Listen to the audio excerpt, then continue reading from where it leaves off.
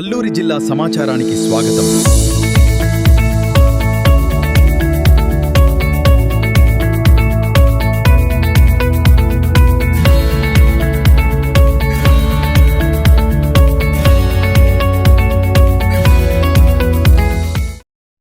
మన్యం ప్రాంతంలో ఈ నెల 8న తలపెట్టిన బంద్ పేరుతో ప్రజలు, ముఖ్యంగా టెట్ అభ్యర్థులు మరియు విద్యార్థులను ఇబ్బందులకు గురి చేస్తే చట్టపరంగా కఠిన చర్యలు తీసుకుంటామని పాడేరు డీఎస్పీ రాజ్ నరసింహారెడ్డి హెచ్చరించారు. ఆగస్టు 5 నుండి 25 వరకు టెట్ పరీక్షలు నిర్వహిస్తున్న నేపథ్యంలో అభ్యర్థుల ప్రయాణానికి, పరీక్షల నిర్వహణకు ఎలాంటి ఆటంకం కలిగించినా ఉపేక్షించబోమని, బంద్ పేరుతో విద్యార్థులను ప్రేరేపించడం, బెదిరించడం లేదా పరీక్షలకు ఆటంకం కల్పించే వారిపై చట్ట ప్రకారం చర్యలు తీసుకుంటామని స్పష్టం చేశారు. మంగళవారం సాయంత్రం 5 గంటల సమయంలో పాడేరు డీఎస్పీ కార్యాలయంలో పాత్రికేయుల సమావేశం నిర్వహించి ఈ వివరాలను వెల్లడించారు.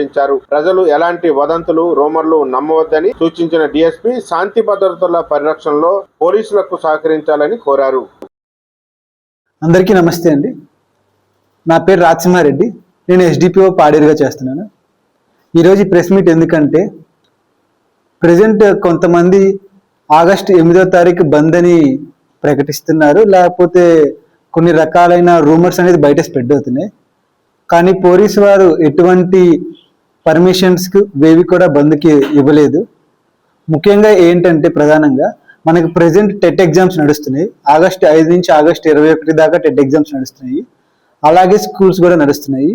ఈ స్కూల్ విద్యార్థులకి, అలాగే టెట్ ఎవరైతే ఎగ్జామ్ రాసే అభ్యర్థులు ఉన్నారో వారికి ఈ బంద్ అనే పేరుతోటి ఎటువంటి ఇబ్బందులు కలిగించినా సరే వాళ్ళ మీద చట్టపరంగా చర్యలు తీసుకోబడతాయి.